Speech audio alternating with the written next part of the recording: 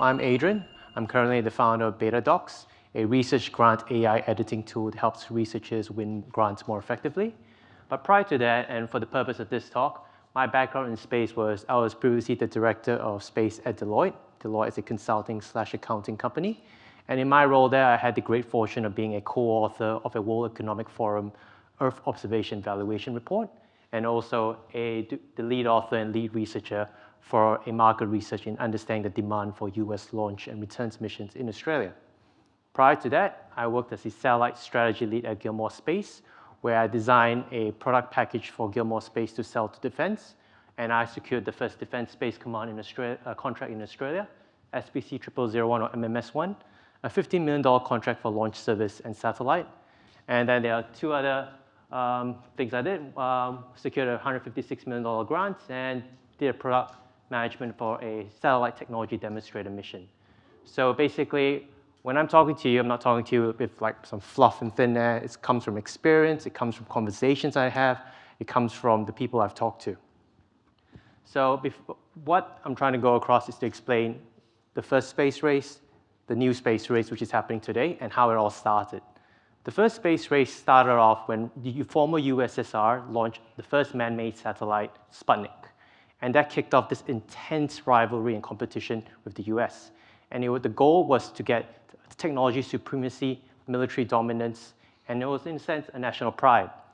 And the first space race, unlike today, was purely driven by government. And the goal was actually landing on the moon first. And it was all seen as symbolic, and when you want to think of getting a job in space, it was keep dreaming. It was something that if you were in the government or you were someone who's really high up as a scientist, you go into it. But it's very different to today. So the difference with today is that the space race today is not driven by government alone. It's actually driven by private organizations mostly. First being SpaceX, which has basically was the catalyst for the new space race. And when I refer to the space race, I refer to 2020s and beyond. And in terms of the mission for this, it's no longer putting man on the moon, bringing them back. It's now putting people on the moon, and they stay there. This will be the first time where we will be colonizing a planet, and that is the goal for the second space race. And many of you might be thinking, this is like 20, 40, 50, 60. In reality, a mission has gone by 2 years ago to scout out a good spot for landing on the moon and to set up a lunar base. So realistically, you're looking at a lunar base happening in 2030 or 31. And finally, space is no longer about a symbol. It's not just military dominance or superior technology. It's now actually a business opportunity. Everyone is now looking at the second space race as a stepping stone to get to the moon and then get to Mars. And the importance of getting to the moon is that the moon doesn't have a lot of resources. When you look at the moon, you think you can just set up a shop or set up base anywhere. But in reality, you need water. And only the dark side of the moon has water, and only specific spots. So in a way, if you land on the moon first, or the first few countries that land on it, you sort of dominate the whole of the lunar base. And the significance of having a lunar base is the same example of Christopher Columbus colonizing America. If we did not have America today, we would not have a lot of this technology, we would not have a lot of this, we would not have democracy. So that's an example of why landing on the moon, colonizing it is important. So how was this made possible? So an iconic example is the space shuttle. The space shuttle was the go-to launch vehicle back in the day to launch anything to space. And it cost around $55,000 per kilo to get to low Earth orbit. Compared to today's standard SpaceX, specifically Falcon Heavy, it's about $1,500 per kilo. That's a lot cheaper. And to give a relative scale, let's say you want to launch the ISS today, right? Back then, the ISS took 40 launches, 37 space shuttles, 3 Soyuz. That's roughly $68 billion in just launch service. Not building it, launch service. If you do it today with a Falcon Heavy, that's 7 launches. And you can actually do all 7 in 2 weeks, compared to 12 years. And second, instead of costing $68 billion, it's $680 million. That's less than $1 billion. And that just shows why space is now affordable and why you see a big hype of a lot of people jumping into it. Because I don't know if you're in the previous session, but you can launch an iPhone to space for $100. And now let me give you an introduction of what the new space race is, what the technology looks like, and what's actually happening globally. And then I'll talk about Australia specific after. Globally, we have the Artemis Accords. This is a first world nations mission where most Commonwealth countries are trying to go to the moon and eventually go to Mars, setting up lunar bases. And this is a multi-international mission. Australia is also part of it. And then we even have countries now. Back then, it was the USSR, former USSR and US. Now we have India, US, Japan, Italy, France. And they're all going to the moon. So this isn't just a one-country mission anymore. And in the world of satellite communications, you all have heard of Starlink, obviously. But there's also OneWeb, Project Kuiper. And these are satellite communication technologies that has now made it possible for you to gain access to internet no matter wherever you are. Right now, Starlink has made it possible for you to connect to their internet service no matter where you are in the world, except Antarctica. And in terms of Earth observation, a good example of how impactful Earth observation is that let's go to urban planning. Right now, cities are not being able to develop their cities a lot better in terms of one, planning where to put out where, but also in understanding the soil composition below it. They can now see meters below the ground to know, can this sustain a 1,000-ton building? And in terms of disaster prevention, we can now predict weather disasters a lot more accurate, and we can safely evacuate people. This saves lives, and this reduces damage to property. In terms of prospecting, mining, gas, and oil, we are now able to see meters underground and determine what's underneath us, where's a good spot to start mining, or where's a good spot to start buying, holding, and mining later. And then finally, in agriculture.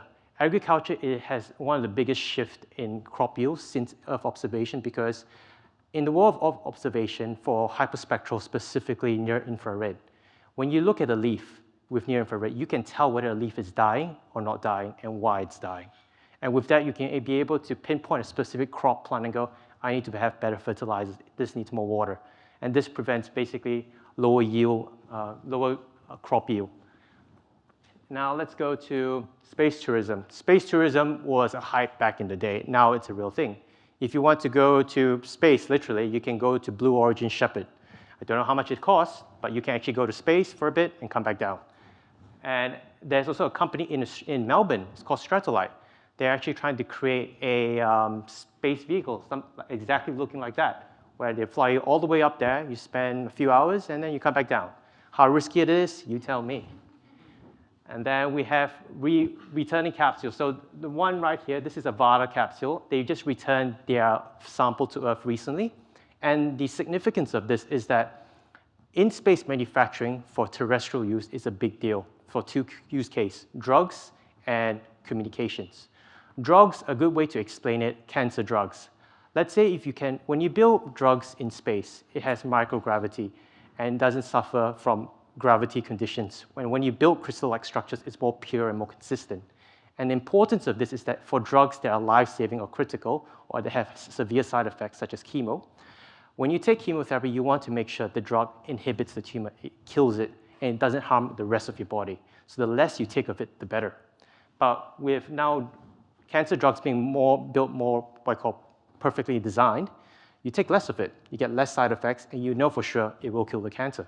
And the concept is between a lock and key, where if you build something with the perfect key, the drug, your body is the lock. And if you build enough of the keys that are correct, you're more effective. That's how the biology works for drugs. And for communications, we have something called ZB-LAN. That's basically a fiber optic cable that can transmit more data than your fiber optic cables that we have today.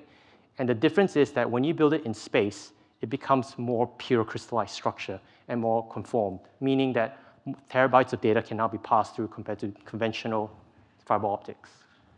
And then we have commercial space stations. Commercial space stations are a thing that's going to come about 2 years from now. The ISS is going to deorbit in 2028, 2030, yet to be determined. But we have China, who currently have their own space station, not commercial.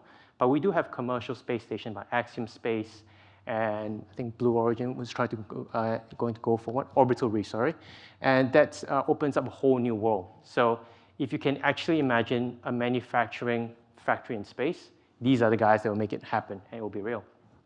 And then finally, there's lunar base and manufacturing, but this is still a big dream for many because this is something that you will look at going into the industry in about 20, 30, 35, because that's something a lot later down the line. But yeah, so this is actually what's happening in the new space race. It's no longer just launch vehicles, it's no longer just fluff. This is actually all that's happening. Now, let me give you an idea of how much this industry is worth. Globally, it's $650 billion, $1 trillion by 2030. But in terms of the jobs, that's about a million jobs by 2030. Now let's talk about Australia specifically. Many of you might think, nah, Australia's not important for space, but that's not true. Australia, as of 2024, it was a $6.4 billion market. 15,500 people were employed in space-related jobs. And by 2030, the space agency predicts 20,000 jobs and 12 billion. So if you're a student and you want to go to space, or even if you're a professional that wants to pivot, you still can, because it is a growing market and there's more opportunity to come.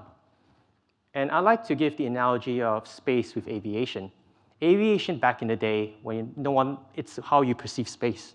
You just go, why would I get on a plane? Planes aren't going to be a thing. Commercializations of planes, flying, logistics, nah, that's a dream, right? But no, it's a reality now. That's the same mindset that you can look to space 10 years from now. So the opportunities in Australia. So I made this slide specifically for students with a mix of professionals, so bear with me if it's more student-focused and orientated. Launch providers, so out of all these areas that you can see, space isn't just one domain. There's launch, satellite manufacturing, payload, ground station, spaceport, so on and so forth. But what I'm trying to get across is that you don't need to be an engineer to work in space. So I'm actually a lawyer and accountant, and yet I sold the first Defense Space Command contract, and yet I designed the first space launch service package for defense. And this comes from a mindset of learning and relearning. I didn't just sit down and just go, oh, I'm just an accountant and lawyer. I can't go into space. But I decided to pick up stuff from Udemy, talk to people, learn how things work, and that's how you can pivot, even after university. I mean, if you're in university, you can go for postgraduate engineering, that'll be better. But this is the reality of space, is that you don't need to be an engineer. Space has a lot more opportunities than you think. If you want to be a lawyer, there are space lawyers now. You want to be an accountant, there are specific tax accountants for space of how to minimize tax. And in terms of all of these areas, and we have a lot of companies. Launch providers, unfortunately, we only have one, Gilmore Space. Satellite manufacturers, we have plenty. Fleet Space, Skycraft, Innovor, Space Machines. Payload manufacturers, more than 10 or 20. So payload manufacturers are companies that build Earth images, satellite communication, batteries, solar panels. A payload is basically part of a satellite. And many companies are required to build a satellite, not one company. Then we have ground stations, that's Vocus, Telstra, Optus. Spaceports, we recently had Varda Space return to Southern Launch. Spaceports is an interesting thing for Australia, and it's in a way one of the unique USPs for Australia. Because Australia is so broad and has a lot of highly sparsely unpopulated areas, globally, everyone's looking at Australia to return stuff to Australia. So whenever you think about returning something to Australia, there is a margin of error of a few thousand kilometers. What if it hits a building or someone and kills someone? So it's very hard to return something to land anywhere else. Back in the day, it was only returning to sea, but now it's possible to return it to land. And that's really important, is because when you return it to land, you can immediately get your sample, you can immediately know that you won't lose it. It doesn't sink, doesn't get damaged, doesn't get lost. Then the space data analytics, and that's essentially, if you're a data analyst, you're someone who wants interested in AI, you want to basically use data to create space data to create information. That's also an area. Then we have SSA, so that's space situational awareness. That's like space traffic management. Like, think of it like an air control when you're flying planes. You look in the sky, not really look inside. You look in your computer, your radar tells you how many satellites are going where, and you help other satellite providers to know, don't go here, you might crash, or move a bit up, another satellite is coming. And ancillary industry, so if you're not an engineer, don't lose hope. There's a lot more opportunities for you. A lawyer, accountant, a consultant. And then finally, that's about it. So it was very broad. It was like a bombardment, but I'll welcome opportunities for you to ask questions. And after this session, if I don't have time, you can add me on LinkedIn and still ask. I'm happy to introduce you to companies that you want to talk to. So getting a job in space isn't going on LinkedIn or Indeed and going like, I'm going to apply. It's now, oh, I got an introduction from Adrian. I'll talk to the HR for you, and then you can do your interview. That's how you get a job in space. Thank you.